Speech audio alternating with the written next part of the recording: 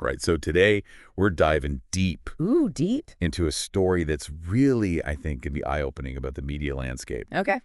And we're focusing on one source. Just one. Yeah, just one today. Right? It's a YouTube video Okay. by a guy named Andrew A.J. Johnson. I've heard that name. And it's called My Experience in Media so far. Okay, so he's talking about like his personal experience. His experience, yeah. And what's so interesting is that's interesting. this guy Johnson, he has a YouTube channel. It's pretty popular. He talks about all kinds of things. Yeah. But this video that we're talking about today is the first time he's ever talked about his experiences. Oh, really? From 2016 to 2019. Wow. So like... It's like he was holding on to this part of his story. Yeah. Until he was ready.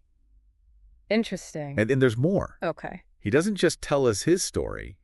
He backs it up. How so? He shows like physical receipts. Receipts, like what kind? Like his college tuition receipts. Wow, on camera. Well, on camera. That's commitment. I know. It's like he knew people would be skeptical. Right, because it's the internet, right. Exactly. Never... So, you know, he wanted to preempt those doubts. Smart.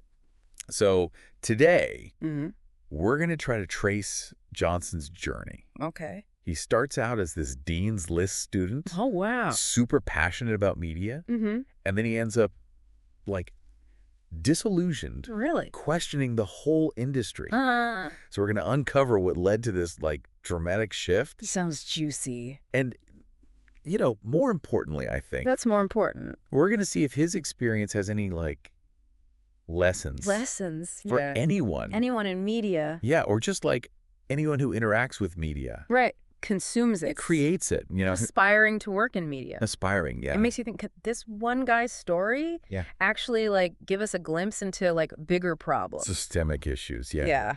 So let's find out. Johnson takes us back to his college years. Where'd he go? Algonquin College in Ottawa, Canada. Oh, Canada. And he starts in this program. Okay. Media and Communications, I think it was called. Pretty broad. Yeah, and he did really well. So he was like killing it. Yeah, but then he decides to pursue their broadcasting television program. Okay, so more specific. More hands-on, yeah. I see. And it's important to understand, this guy, he wasn't just going through the motions. Yeah, okay. He really wanted to, like, use his passion. Passion for? Television and film. Yeah. To, like, make a difference. You wanted to change things up. He really believed he could. Interesting. And he describes the program, like, really positively. Oh, yeah. Yeah. Experienced teachers, like industry professionals. Okay, so good connections. Yeah. And they had all this, like, high-tech equipment. Oh, nice. The curriculum was really comprehensive. So it sounds like a great program. On the surface, yeah, but... But. There's a but. This is where things get interesting. Okay. Tell us. Johnson's, like, initial excitement starts to fade. Why is that?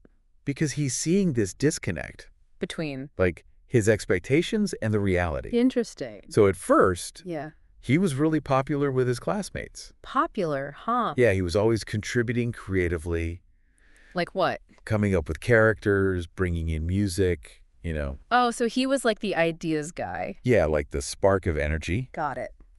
But then when he started incorporating, like, more serious topics. Serious. Like, you know, mental health, social media's impact. Okay, heavier stuff. Even Black History Month. Oh, interesting. People started responding differently. Differently? How so? It was like his passion for these, like, meaningful issues made some people uncomfortable. Really? Yeah.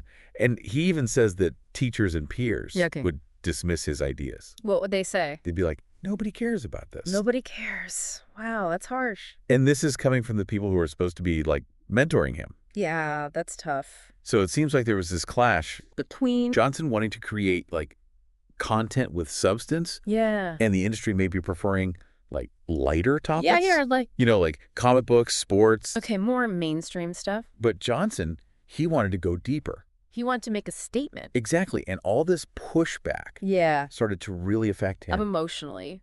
Yeah. He even talks about this one incident. What happened? Where a teacher publicly shamed him. Oh, wow. And that really led him to, like, withdraw. Withdraw from. Like, reevaluate his relationships with everyone in the program. That's intense. So it's like cracks were starting to show, not just in his personal experience, but in the bigger picture. Yeah, in the whole media environment. Okay, so it's getting deeper. And as we go on, we're going to see that Johnson's story starts to focus on, like systemic issues.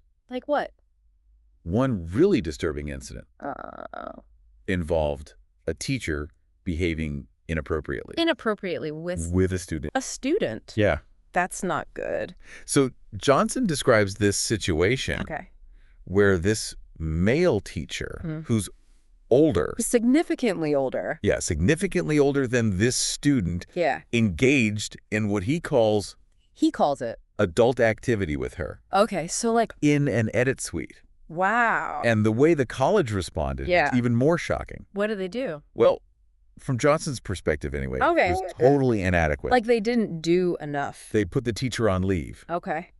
They, took the doors off the edit suites. Took the doors off? Why? And there was this, culture of silence. A culture of silence? Yeah, nobody talked about it. Seriously? No formal discussions, no, accountability. It's like they just wanted to forget it ever happened. It felt like they were trying to sweep it under the rug. That's messed up. Instead of, addressing the power dynamics. Yeah, like the potential for abuse. It seems like they were more worried about, damage control. Protecting themselves. Exactly. And Johnson, he sees this incident as part of a bigger problem. Right. He talks about misogyny, verbal abuse, intimidation tactics. Wow, that's a lot. And it seems like, especially for women, it was an unsafe environment. He felt unsafe. He felt like there were no safeguards. No support system. If something happened. That's scary. And remember, this is still college. Right. He hasn't even started working professionally yet. And his observations, they don't stop there. Okay. He starts noticing this lack of diversity. Diversity in the teaching staff, in the curriculum. Like what specifically? He says there were no black instructors, no indigenous instructors.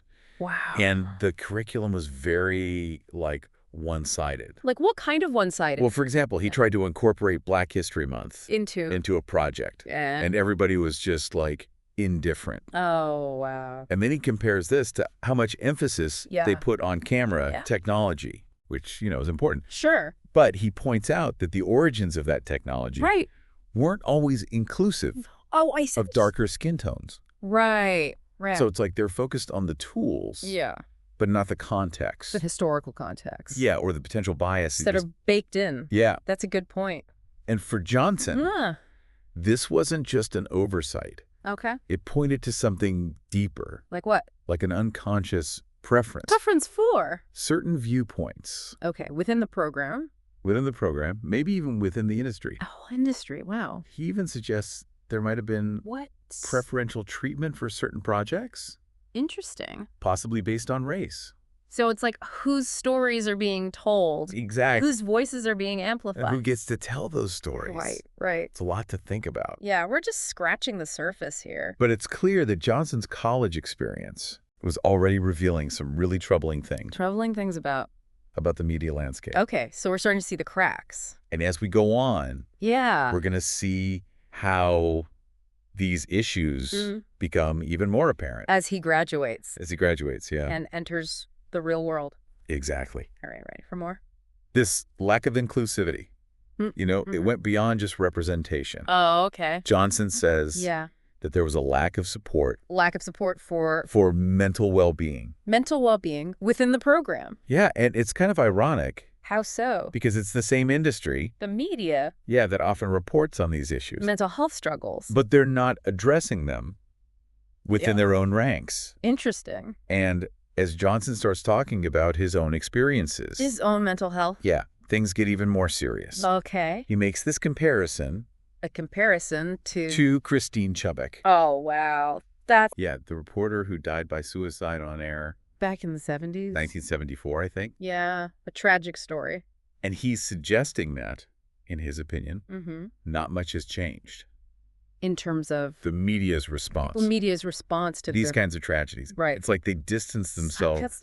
From the issue. The issue of. Mental health. Especially in such a demanding field. Yeah, with all the pressure. The competition. Exactly. And Johnson, he talks about his own struggles. Yeah, anxiety and depression. He was open about that. Yeah, and he even tells this story. What story? About a teacher. One of his teachers. Who told him that his anxiety made him unprofessional. Oh, wow. And weak. That's pretty harsh. It's like, you're supposed to be this tough. Yeah, gotta have thick skin. Media professional. Right. And Johnson felt like... Like this was part of a pattern. Yeah, there was no psychological education. No education. Like mental health awareness. In the curriculum. Even though they're constantly interacting with the public. Right, dealing with all kinds of situations. He even talks about students confiding suicidal thoughts. Oh, wow. And the institution. At college. Yeah, didn't really take it seriously. It's a huge red flag. It's like this disconnect between what they say about mental health. And what they do. How they actually handle it. And then on top of that, you've got these demanding work schedules, 15-hour days, overnights. Yeah, that's common in media. No stable benefits like pensions. Right. And always this fear of losing your job. That's got to be stressful. So all of this just makes things worse. For their mental health. Johnson, he even draws this parallel. A parallel. How the media portrays mental health. Okay, interesting. Like in news and entertainment. Yeah. He says it's often sensationalized. Right, playing up the drama. And stereotypical. Not really reflecting the reality. It's kind of ironic. Yeah. The industry that could be helping to reduce stigma is actually making it worse. In some ways. But then Johnson takes us in another direction. Okay, where to now? He starts talking about finances. Finances of? The Canadian media industry. Okay. Specifically government funding. Oh, interesting. And he tells this story. That's another story. About a guest speaker. At the college. Who casually admitted to. Using funding money to buy cocaine. Cocaine. For an actor. Wow. Unrespectable, seriously. I mean, it's a good story. Yeah. But it also raises these questions about accountability, transparency. Taxpayer money. Right. And Johnson mentions the Canadian Media Fund. The CMF. Yeah, and the CBC's budget. So big institutions. And he's basically asking, what? Could these funds be used better? Like supporting Canadians in need? Maybe it's a good question. Like, if the industry is struggling with ethical issues, with supporting its own workers. Maybe it's time to reevaluate how that money is being spent. Transparency is key. Exactly. The public has a right to know where the money's going. And Johnson's experiences after graduation provide even more insight to these systemic issues. Okay, what happened after he graduated? Well, he had a really hard time finding work. Even with his qualifications. Yeah, and he starts to think. Think what? That maybe teachers and other graduates were intentionally holding him back. Holding him back?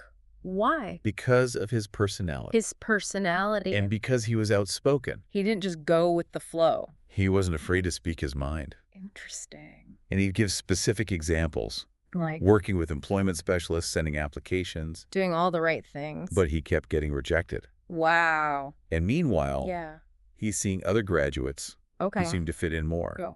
Fit in more with the industry, getting jobs at these big companies. So it's like there's this unspoken network. A network of favoritism. People who play the game. And if you don't conform, you're out. It's about who you know. Exactly. And this pattern continued. When he started working. Working where?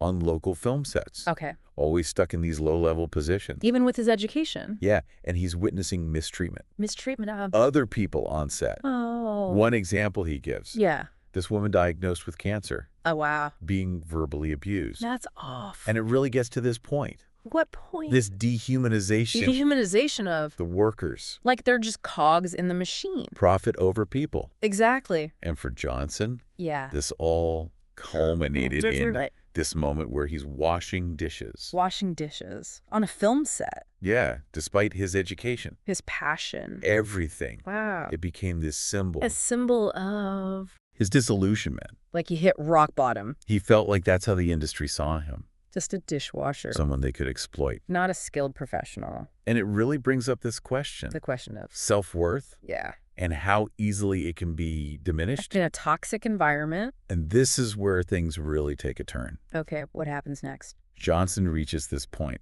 A point of? Such disappointment. With the industry. With everything. He starts to question everything. He's like, what am I doing? A real turning point. Both in his career. And his personal life. Yeah, his whole perspective changes. So this is where it gets really personal. Yeah, we're about to hear how all of this affected him. On a deep level. And what he did next. Mm-hmm. So it's pretty obvious, right? That this whole experience really messed him up. Yeah, like professionally and personally. He straight up says he regrets it. Regrets. Being part of the industry. Wow. And the toll it took, his mental health. It's a big deal. To walk away from something like that. That's something you invested so much in. Time, energy, passion. But sometimes you have to. For your own well-being. And he talks about his healing process. Oh, yeah. Therapy, medication. It's important to get help. And he learned about boundaries. Boundaries. The industry, the people in it. His story really shows... Shows what? How much more awareness we need. Awareness of? Mental health. In the media industry. And the need for support. So people feel safe. To speak up. And seek help. But Johnson's not done. Done with what? Creating. Oh, so he's still doing his thing. Yeah, making videos, music. But independently. On his own terms. He's taking back his power. It's inspiring. And he's decided to forgive. Forgive. The people who wronged him. Wow, that takes strength. But he's clear. Clear about what? Forgiveness isn't about condoning their actions. It's about him. Personal growth.